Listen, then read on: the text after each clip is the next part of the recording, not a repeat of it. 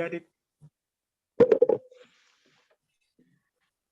Hai, selamat pagi, siang, sore, dan malam, dimanapun kalian berada. Bios Club kembali lagi bersama saya di sini. Malam ini kita akan ngebahas film yang akan keluar nanti tanggal 23 Juni. Tapi sebelum kita bahas, kita kenalan dulu ya sama yang udah ada di sini bersama kita. Ada Mas Panji Respati. Hai Mas, apa kabar? Halo, baik Mbak Ami. Hai. Hai. Lalu ada Mas Edi Saputra juga. Hai Mas, dari The Talkies. Halo, makasih udah diundang. Ya.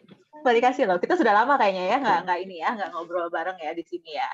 Lalu yang terakhir ada hostnya sebenarnya harusnya malam ini, tapi ya sudah lah ya. Ada Aska Goldie. Hai. Hello Yellow Rainbow. Oh iya. Oh salah film.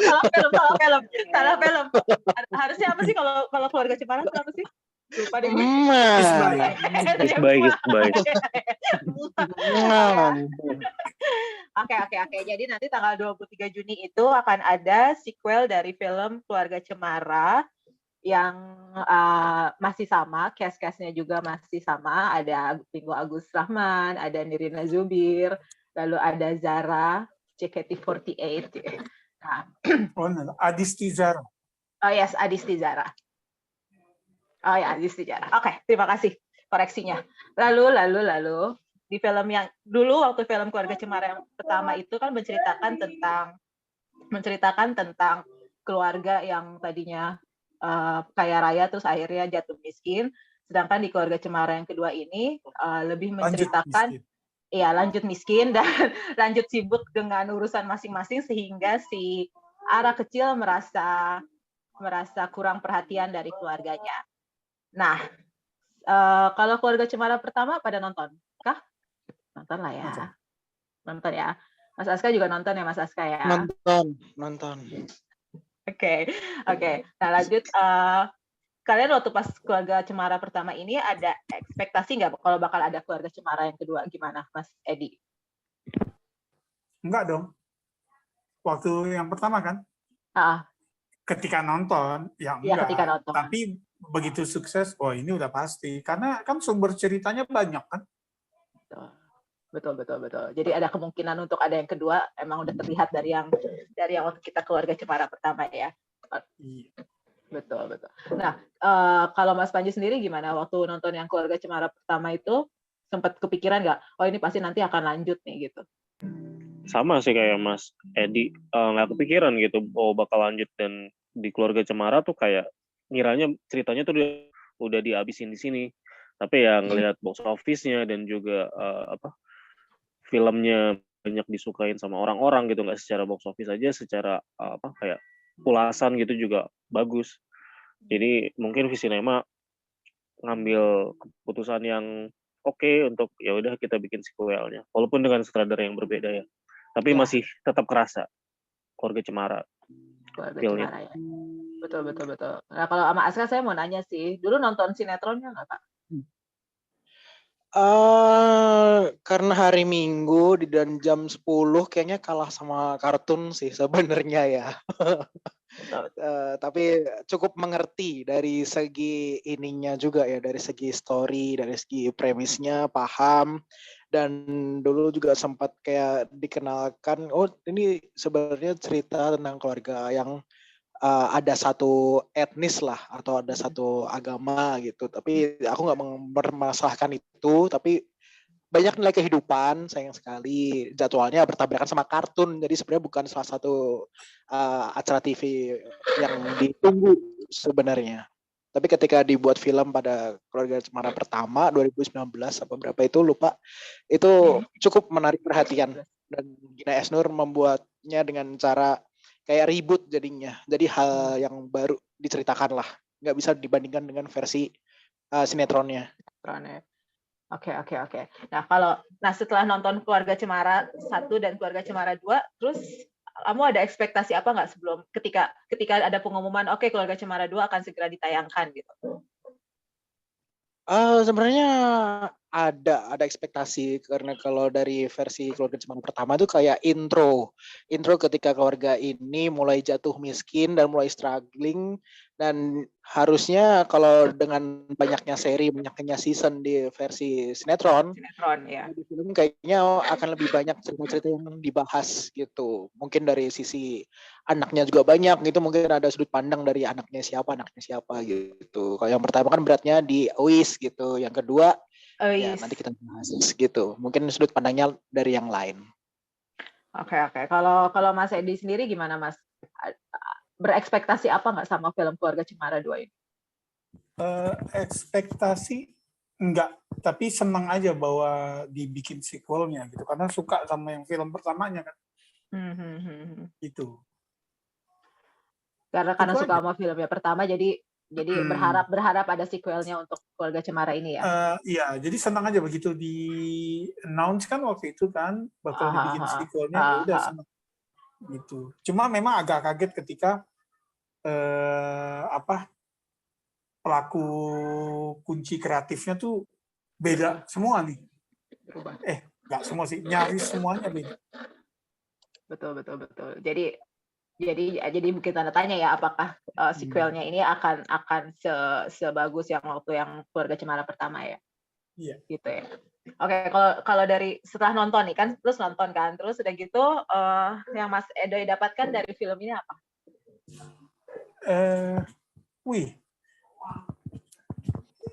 Luas banget nih pertanyaannya. Tapi pokoknya tadi yang kayak Aska bilang, film pertama tuh kayaknya fokus di Abah dan Eis. Ya, jadi perubahan hidup mereka tuh sangat berpengaruh pada Eis. Sementara si Ara kan santuy aja gitu kan. Nah, kalau yang di kedua fokusnya di Ara gitu. Dan berasa ketika nonton filmnya memang film keluarga, cenderung film anak-anak gitu.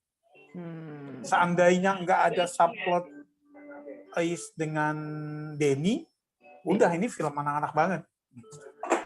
Jadi emang pure, jadi ketika film yang Keluarga Cemara 2 ini ketika kita nonton emang benar-benar buat anak-anak banget gitu kan ya.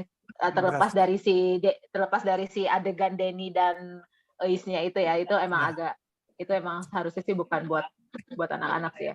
Kalau Mas Panji sendiri gimana setelah nonton, apa yang sesuai ekspektasi atau gimana? Kalau jujur sih sebetulnya nggak masang ekspektasi yang tinggi juga ya untuk Keluarga Cemara. Maksudnya Keluarga Cemara 2 ya. Melihat bahwa ada beberapa perubahan gitu dari sutradara, dan juga ketika nonton trailernya, kalau saya sendiri sih emang mau ngeset ekspektasi yang rendah gitu. Dan memang untuk beberapa film Indonesia sih, ketika nonton emang mau set ekspektasi yang rendah aja supaya ketika emang entah itu jadinya jelek atau mungkin bagus, jadi reaksinya enak aja. Kalau misalnya jelek, ya nggak jelek banget yang buat kita kecewa gitu ya, kecewa banget. Kalau bagus ya surprisingly jadi suka gitu. Misal kayak nonton Meisya Sigar gitu kan, ekspektasi saya juga rendah karena udah nonton versi Koreanya gitu, dan sama ketika Keluarga Cemara juga sih. Oke. Karena ada orang yang bilang kan, semakin tinggi kita berekspektasi, ketika itu ketika tidak sesuai ekspektasi maka akan terasa lebih sakit, bukan begitu, Bapak Edi? Enggak gitu. Oh, nggak gitu. Salah gimana? Salah. Semakin tinggi ekspektasi kita, Oke. makin terbuka peluang untuk kecewa. Oh iya. Betul. Nah, kalau kita lihat kan sebenarnya kalau dari cast-nya sendiri kan nggak ada perubahan ya sebenarnya kan ya. Dari cast-nya kan masih sama, mostly masih sama dari Keluarga Cemara yang pertama gitu ya. Nah, kalau dari kalian sendiri masih ada nggak sih, maksudnya dari Keluarga Cemara 1 nih gue favorit sama ini nih, terus Keluarga Cemara yang 2 sama yang ini tuh masih kayak gitu atau sudah berubah sejak dari Keluarga Cemara 1 sama yang kedua, gimana Mas Edi? Ya, ada. Jadi waktu di pertama tuh karena memang fokusnya di keluarga ya, perubahan hidup mereka, Ringo sama Nirina tuh juara banget deh. gitu ya. Nah terus revelation-nya tuh ada di Zara gitu kan, yang gila ya, dia delivery-nya tuh kayak bukan menghafal skrip gitu kan. Ketika dia nawarin opak di kelas gitu ya, itu yang aja dia bisa nge-deliver line-nya kayak gitu. Itu makanya jadi wah suka gitu. Nah begitu di kedua memang bintangnya ada di Widuri gitu, dan dia bisa menjawab itu gitu loh. Widuri dari awal muncul kan ada yang kamera tuh kekeh di mukanya dia kan.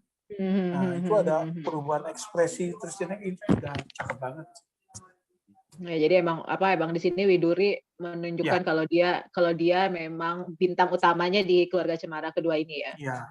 Dengan neonnya itu ya. Kalau Aska gimana, Dan Kak? dia menjawab dengan bakatnya. Betul. Ya gimana? Jadi gini ya, Aska ya. Dari Keluarga Cemara 1 dan Keluarga Cemara 2, cast favorit kamu siapa? Tetap di Widuri, si Ara. Ara itu dari awal udah jadi scene stealer gitu, sebagai anak kecil umur 7 tahun, dia udah bisa membawakan karakter dengan sangat sangat menggemaskan, sangat potensial, scene stealer banget gitu. Even dari pertama mungkin kalau spotlightnya tebelnya di Eis, tapi Ara itu salah satu spotlight yang sangat-sangat mencuri gitu. Dia effortless aja ngelakuin perannya gitu. Dengan Cemara ya itu karena ada Aranya gitu. Jadi ketika Widuri ini membawakan karakter Ara dengan sangat baik, jadi Ois udah dianggap tidak relevan dalam arti kurang menarik sebagai konflik. Tapi kalau Ara bagus gitu gak sih? Aduh blank banget. Oke, lanjut ke Mas Panji aja, gimana kalau Mas Panji? Kalau di Keluarga Cemara 1 mungkin karakter favoritnya ada di Zara ya, ke Eis. Eis. Soalnya kan emang spotlight-nya banyak ke Eis gitu kan, yang kita juga ngelihat di sini Eis mengalami masalahnya sendiri gitu. Di film kedua Eis juga tetap dapat spotlight, cuman film kedua emang pure Ara banget sih. Maksudnya kita emang, yang aku bilang kemarin ke beberapa teman gitu kan, kayak KC2 emang film yang kita harus naruh logika kita sebagai Ara gitu. Ya betul.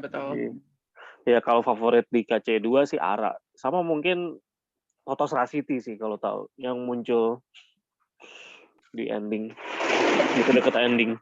Iya, betul. Itu dia juga ini ya. Nah, kan kalau dari cerita sendiri itu kan kalau kita tahu itu kan Keluarga Cemara ya bercerita tentang keluarga mereka gitu kan. Nah, ketika di Keluarga Cemara 1 kan emang pure menceritakan selayaknya waktu kita nonton sinetronnya dulu gitu. Dan sedangkan di Keluarga Cemara 2 ini kan memang fokusnya tuh di Ara dan cerita tentang Ara gitu kan, semua tentang Ara gitu. Nah, kalau saya dengar itu kemarin itu kan ada yang kayak kecewa gitu, kok kayaknya ceritanya terlalu anak-anak gitu loh. Sementara kan ini buat semua umur gitu kan. Nah, buat semua umur gitu. Bahkan kalau orang tuanya pun yang nonton akan merasa bosan gitu. Kalau menurut kalian gimana? Kalau menurut Mas Edo gimana?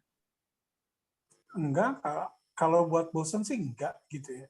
Tapi memang berasa bahwa ini film anak-anak gitu.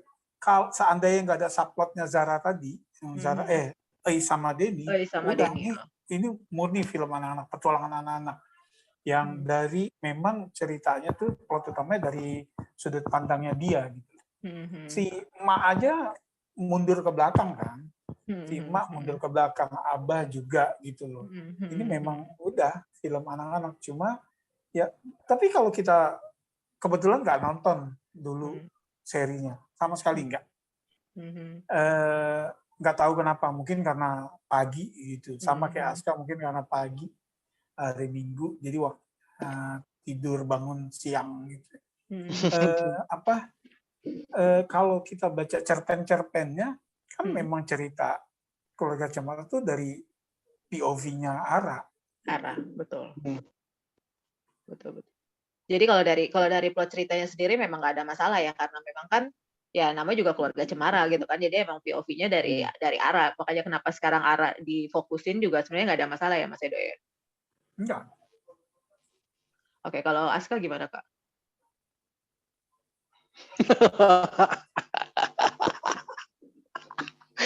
Pertanyaannya? Lupa gue juga. Tadi aku lagi Iya kan ini ngeblank. plot cerita menurut kamu gimana? Karena ini cerita tentang Ara, ini kan benar-benar full tentang Ara gitu kan, tentang semua kemauan Ara, tentang semua keinginan Ara, tentang semua kelakuan Ara. Menurut kamu ini ngebosenin atau ya udahlah emang ini cerita keluarga Cemara kan emang POV-nya dari Ara gitu. Sebenarnya nggak ngebosenin ya.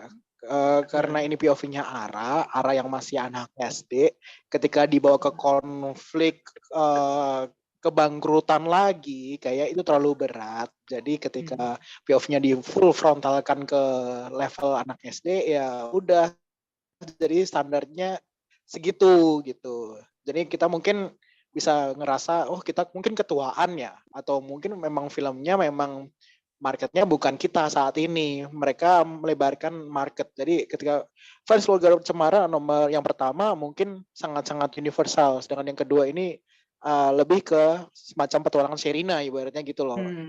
Dan porsi beban ceritanya pun dibuat ringan. Kalau kata Panji waktu kita diskusi, ini mainnya main aman gitu.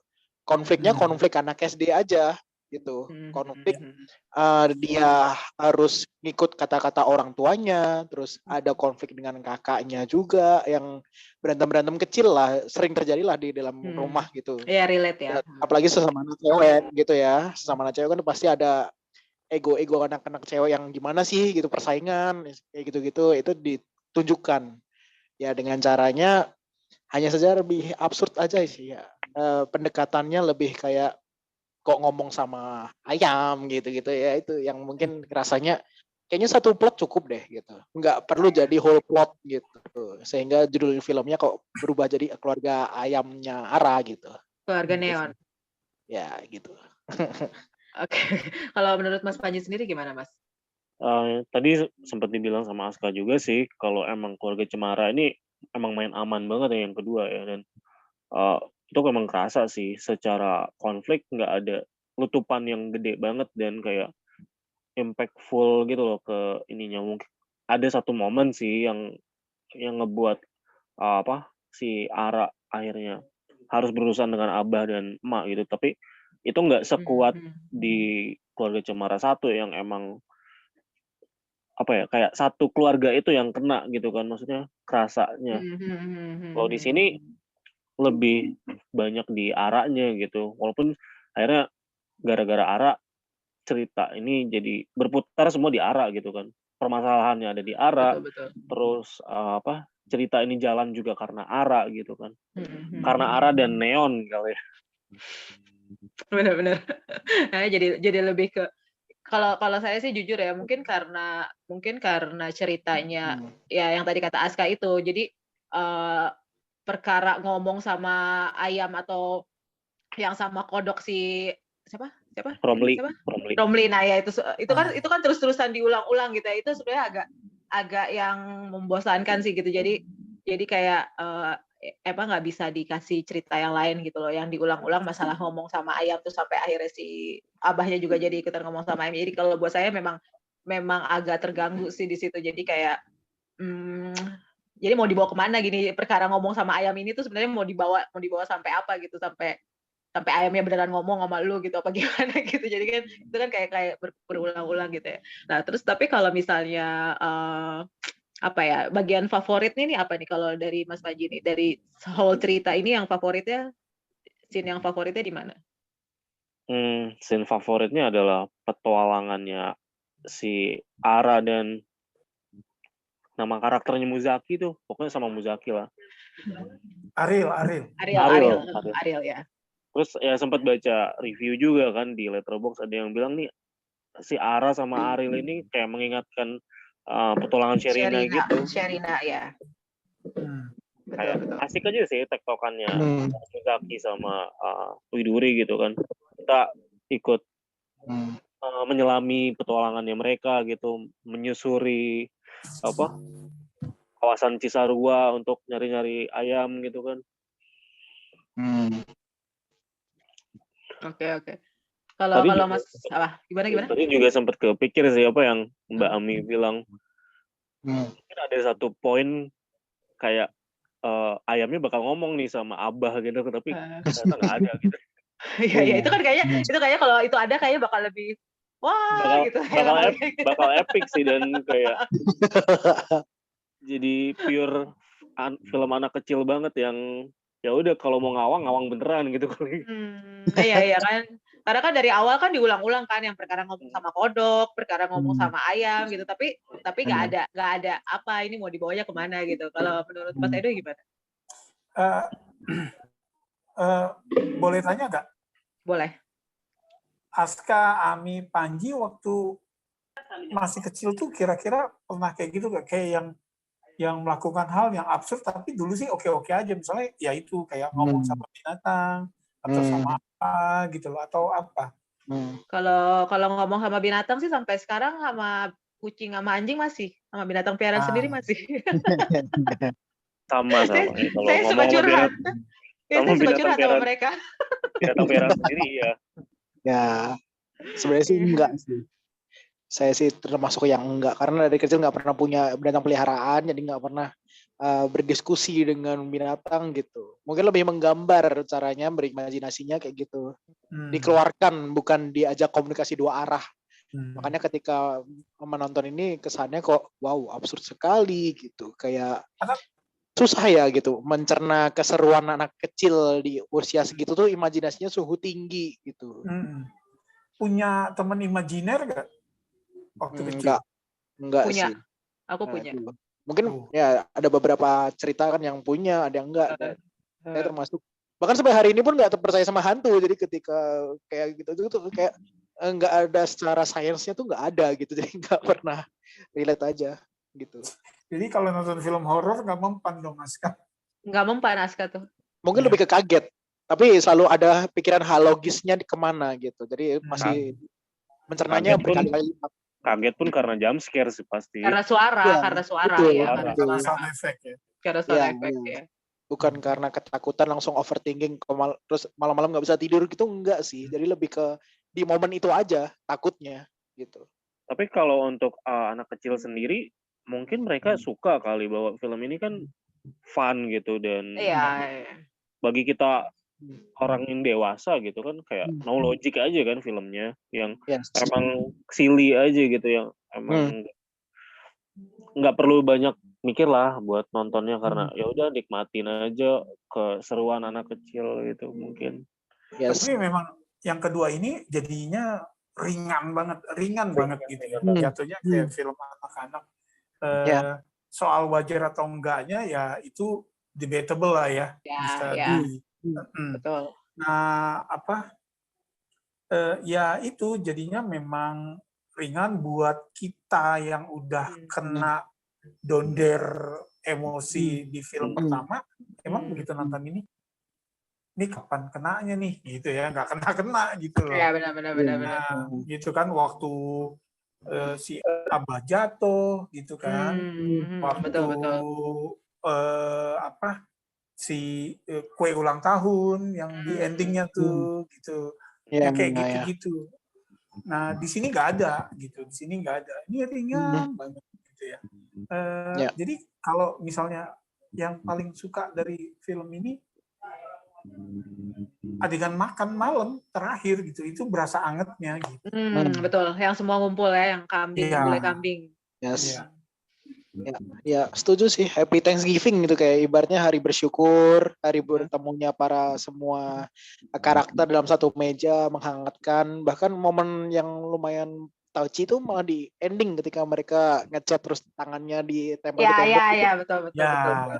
Baru ngerasa, dah ini momennya bagus, tapi sayang kenapa di akhir banget gitu. Kita butuh kalau di sequence film mungkin Panji lebih paham ya, kayak babak ketiga tuh harusnya dibuat down banget, terus nanti pelan-pelan kita ada momennya gitu kan. Nah di sini aku ngerasanya deep down-nya itu masih kurang karena konfliknya masih seputar anak kecil yang pergi di luar batas kampungnya terus kesasar terus dimarahi sama bapaknya. Itu kan bahasanya ini konflik terberatnya anak kecil tuh cuman level dimarahi bapaknya karena kejauhan main gitu. Sedangkan kita konfliknya mungkin udah terlalu dewasa jadi kesannya ya gitu doang. Nah itu loh yang ada rasa-rasa ya udah ini memang film bagus, film yang menyenangkan untuk anak-anak, tapi ketika kita orang tua tuh kayak ya udah ngasih tahu aja tuh nak makanya jangan main jauh-jauh nanti kayak Ara gitu aja sih.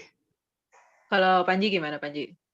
Ya selain konflik yang tadi Aska sebut kan ada juga subplotnya bahwa si Ais ini udah mulai puber kan bahasanya gitu, dia udah mulai suka dengan lawan jenisnya gitu kan. Di situ juga ada karakter Denny kan yang kayak berusaha untuk ngasih sesuatu yang baru juga, walaupun Denny di Keluarga Cemara 1 juga muncul, cuman kan kayak api percintaan mereka baru kelihatan di Keluarga Cemara 2 ini kan.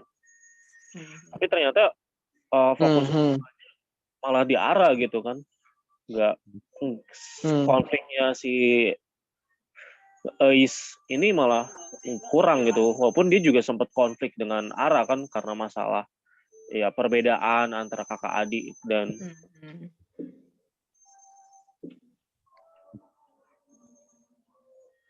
ya jadi memang di Keluarga Cemara 2 ini kan emang lebih semua ya seperti tadi kita bicarakan ya, emang semuanya berpusat ke Ara. Kalau tadi kan sekilas sudah cerita soal bagusnya film ini ya. Kalau yang kurangnya film ini menurut Mas Edo ya apa Mas? Kurangnya adalah jadi gini, ketika ada pengulangan Ais dan Ariel kepergok bapak gitu ya. Jadi waktu pertama kali kepergok sama bapak ya, malam-malam yang di mobil bak gitu kan. Itu yang wah, udah malam jauh gitu. Konsekuensinya besar nih. Ternyata enggak kan, cuma dinasihatin aja gitu.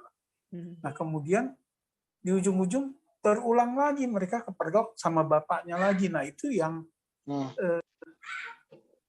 terus poin kepergok di awalnya apa dong gitu ya. Maksudnya iya, nggak ada eskalasi gitu. Misalnya di awalnya yang mergokin ibunya gitu, atau Kak Romli, atau Bu Salma gitu kan. Cek Salma. Baru kemudian yang kedua misalnya bapaknya gitu. Ini nggak ada eskalasinya. Yang pertama bapaknya, kedua bapaknya lagi. Dan dua-duanya kebetulan. Tapi gitu aja ya. Dan dua-duanya kebetulan gitu. Kebetulan, jadi yang random amat gitu kan. Nah, terus pas adegan kepergok terakhir, nah ini juga yang agak aneh sih. Si Ais juga datang kan sama Denny kan. Sama Denny. Dari arah berlawanan.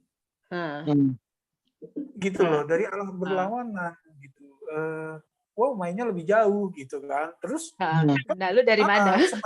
Sementara titik temunya tuh kan ada dialog yang ayo kita harus cepet-cepet nih, kalau enggak nanti keburu malam kan gitu ya. Keburu gelap gitu kan. Tapi santai aja tuh gitu ya. Terus bapaknya ketemunya artinya gitu. Kalau Ais bisa ketemu di titik yang jauh itu, kalau Ais mainnya nggak jauh-jauh dari sekolah, berarti titik ketemunya mestinya nggak terlalu jauh kan gitu ya. Betul. Dialog sebelumnya kan dibilang udah mau sore, udah mau gelap atau apalah, yang menandakan bahwa itu jauh gitu. Nah ini enggak, dan Ais dari arah berlawanan, dari arah yang lebih jauh lagi. Betul. Itu sih yang agak puzzling gitu, agak bikin bingung. Gimana nih geografisnya nih gitu loh. Iya. Di film ini juga letak Kampung Badak itu kan kayak misterius gitu ya. Yes, betul. Dari awal ini kayak kita dikasih pemahaman bahwa Kampung Badak ini tempat yang antah berantah gitu, atau di mana ternyata di endingnya di reveal bahwa itu rumah gitu kan. Betul. Orang yang sebetulnya yang nggak jauh dari titik yang mungkin tadi Mas Edoy bilang gitu kan. Ternyata secara geografis nggak sejauh itu loh. Nah, dan itu nggak konsisten dengan adegan mereka ke gap pertama sampai malam loh, ya kan? Betul. Jadi Tapi kan karena hujanan juga ya. Iya, tapi Mereka ngendu. ya jadinya gitu. Jadi adegan ke gap kedua itu, kalau menurut gue pribadi itu menunjukkan dua kelemahan. Pertama, repetitif gitu ya. Karena yang mergokin juga sama, aba-aba juga. Gitu. Dan konsekuensinya nggak berubah juga gitu. Nggak kemudian jadi dihukum, nggak boleh keluar atau apa gitu kan. Kedua, itu tadi inkonsistensi soal ke gap malam sama ke gap sore gitu. Ketiga, yaitu tadi arah datangnya si Ais dan Denny itu. Kita nggak kalaupun memang mereka udah nyari jauh, kita nggak dikasih gambaran itu. Yang dikasih lihat ke kita adalah mereka habis pulang sekolah main-main dulu gitu kan, rendam-rendam kaki yang mestinya nggak terlalu jauh dari sekolah mereka gitu kan. Nah, gitu. Kalau nggak terlalu jauh kok dia arah datangnya dari arah sebelah sana gitu. Terus apa yang terjadi pula selama ini ketika Ais pulang sekolah barengan sama Ara gitu loh. Jadi secara geografis nih nggak clear gitu loh.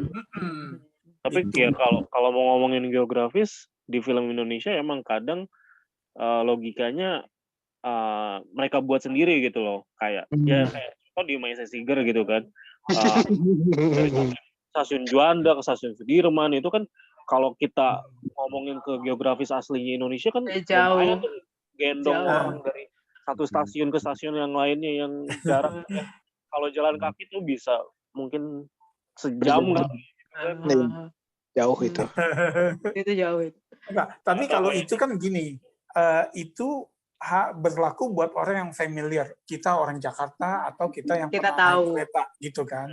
Nah, sementara misalnya kalau untuk keluarga Cemara itu kan dia meng-establish dunianya mereka kan nih, gitu loh. Walaupun dikasih tahu bahwa itu di Cisarua ya. Di Cisarua, gitu. Jadi titik-titiknya mestinya sih bisa lebih jelas gitu. Ya. Pemetaannya mungkin ya diperjelas ya.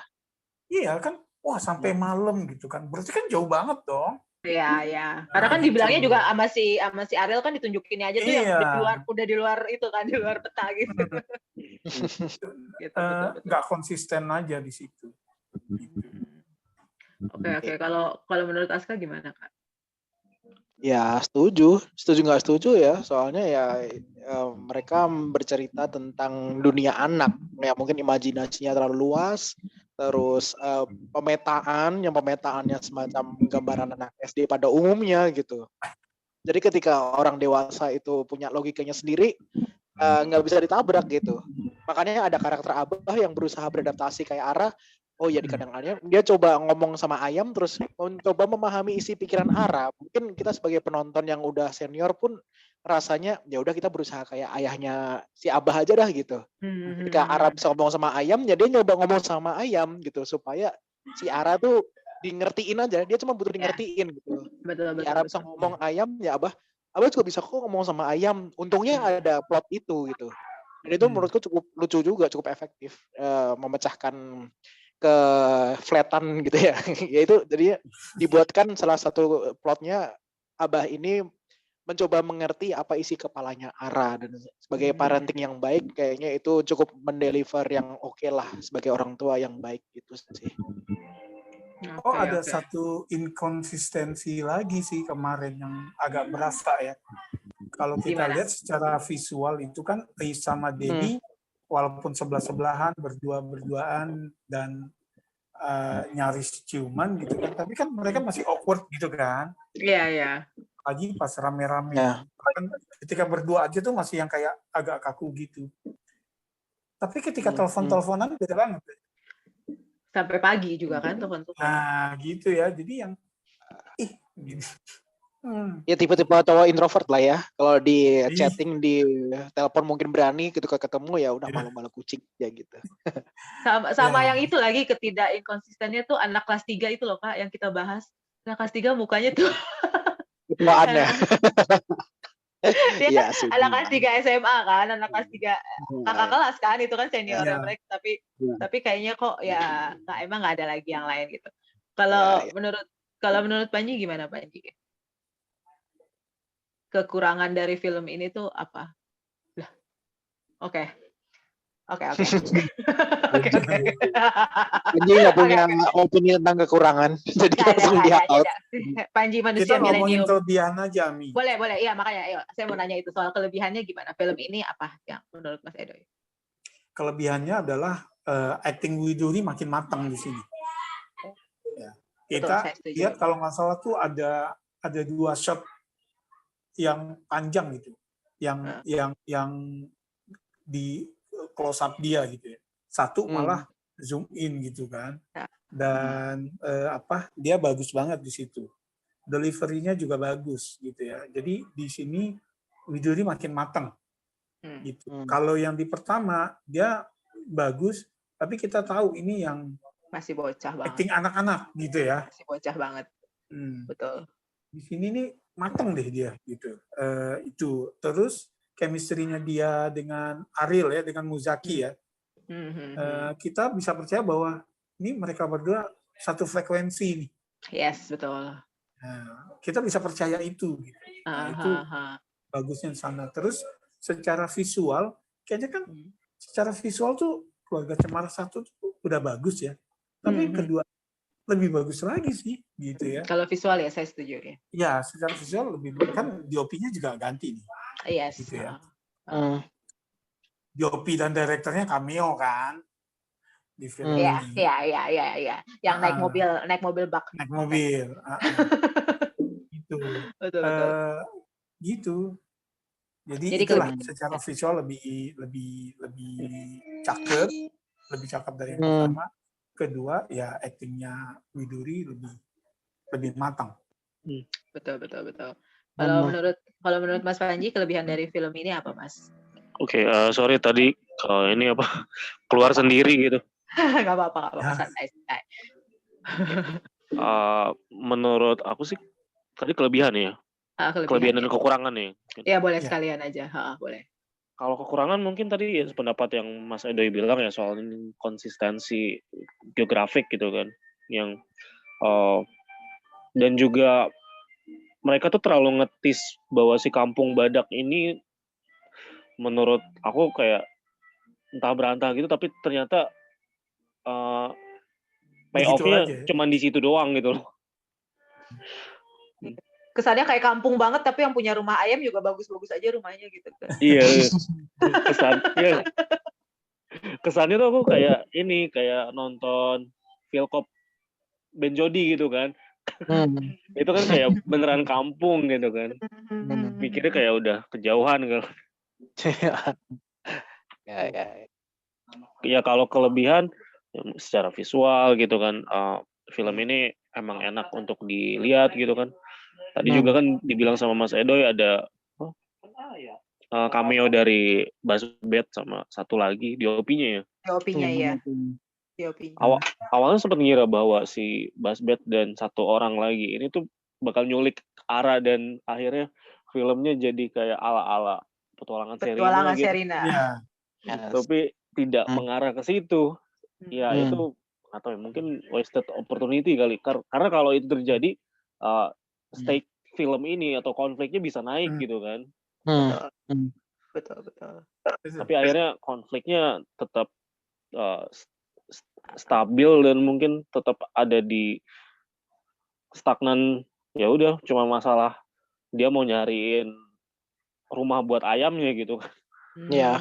Yes. Betul. Jadi durasinya malah kepanjangan untuk sebuah plot yang kayak gitu ya. Betul. Durasinya tuh ya 2 jam ya, 2 jam kurang. Kepanjangan untuk plot seringan itu. Ya pas aku tapi mau nanya. Apa? Oh iya. Sorry Panji, silakan. Oh iya. Ya tadi aku bilang pas aku nonton juga aku sempat nanya gitu kan. Ini tuh sempat nanya ke sampingku gitu, aku bilang ini tuh sampai jam berapa? Maksudnya durasinya berapa sih gitu kan? Gimana Aska kita 2 kali nonton juga ini kok nggak kelar-kelar. Itu aku ya kan ternyata dia juga nggak tahu, terus aku ya udah aku cek di XX1 gitu kan atau di Letterboxd. Oh, durasinya ternyata 2 jam, tapi pada saat itu tuh udah 90 menit jalan gitu filmnya. Jadi kayak masih ada 30 menit lagi. Ya, mungkin kepanjangan kali ya itu ya.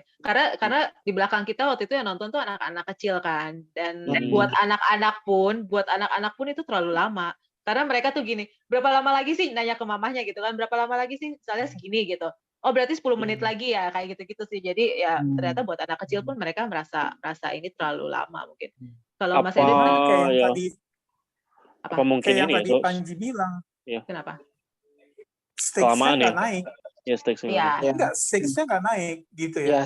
Flat aja gitu.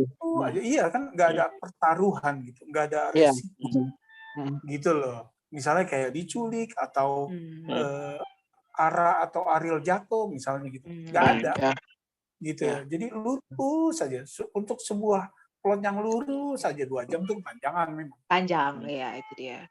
Betul. Pertanyaannya tadi yang mau nanya adalah ini.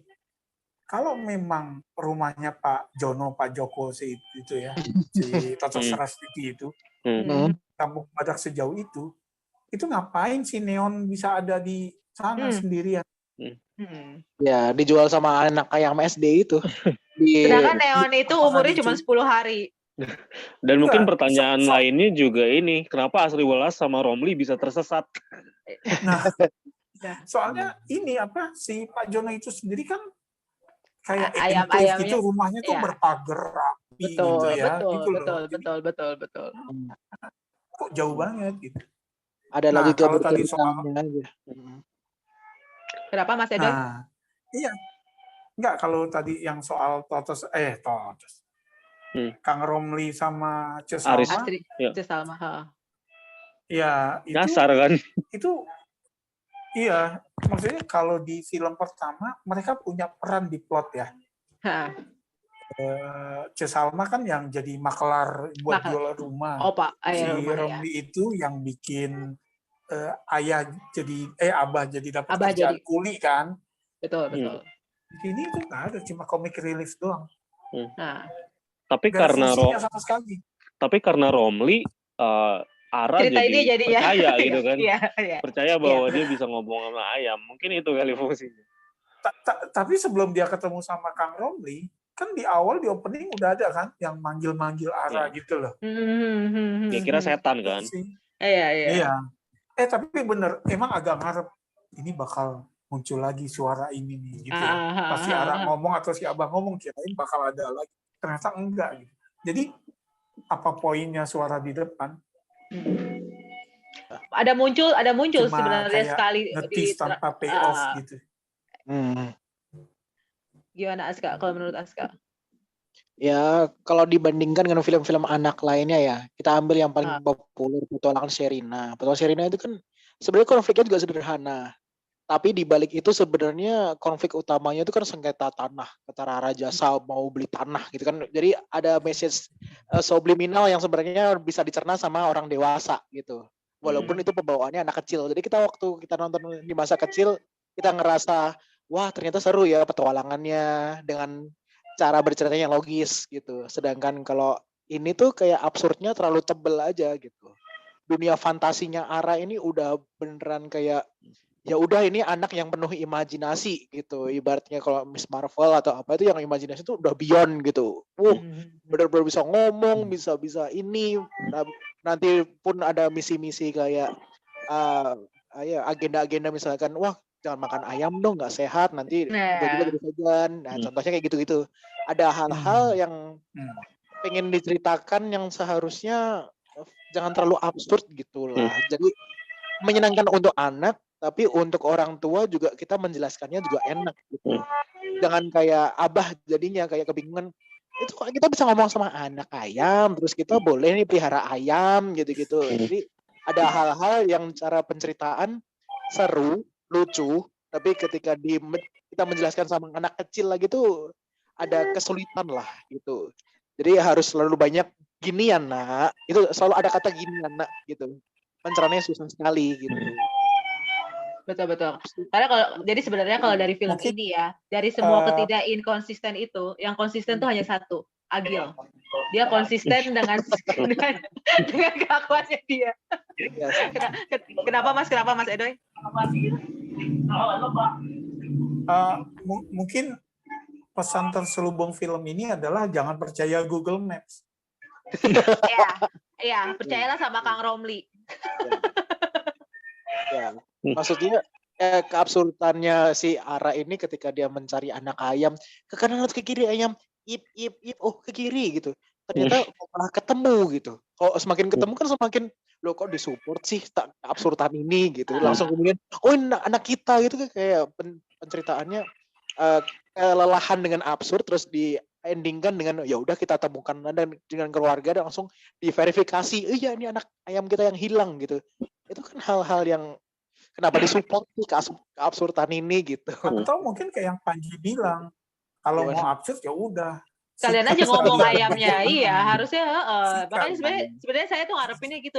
Ini mau sampai kapan ayamnya ngomong? Sebenarnya sih ngarepinnya kayak gitu sih. Karena kan bakal jadi gong. Komedi ya. Komedi. Yeah. Tapi kan anak-anak pasti akan jadi lebih karena dia naik kan. Maksudnya ketika ada yang dikasih ayamnya atau berbicara atau misalnya si mereka diculik gitu kan, akhirnya ceritanya jadi naik. Jadi akhirnya lebih semangat sih. Maksudnya anak-anak pasti ya wah pasti pada gitu kan. Kalau ini kan ya udah mereka nontonnya gitu aja. Sempat kepikir juga sih, tapi ini kayak lebih ke arah yang absurd juga sih, konyol kayak. Ini kan Ara bisa ngomong sama ayam dan kayak absurd banget gitu kelakuannya. Kenapa dia nggak masuk ke dunia kuntilanak 3 aja, suruh jadi muridnya gitu kan. Kamu freak gitu ya. Kayak nyambung gitu kan. Lintas universe. Dan maksudnya kuntilanak 3 juga absurd juga kan. Kenapa kalau kembali ke Iya, sorry, ini delay jadinya tumpuk-tumpuk, sorry kalau nggak apa-apa. Kenapa kalau kembali kemana? Enggak, justru gue yang sorry kalau sampai motong. Oke. Kalau kembali ke source aslinya gitu ya, cerpennya Arswendo di majalah Hai dulu, itu memang ya namanya cerpen gitu ya. Jadi memang cerita itu ringan-ringan aja gitu. Semuanya ringan aja, nggak ada yang soal terlambat datang sekolah gitu ya, kayak gitu-gitu, kayak cerpen lah gitu ya.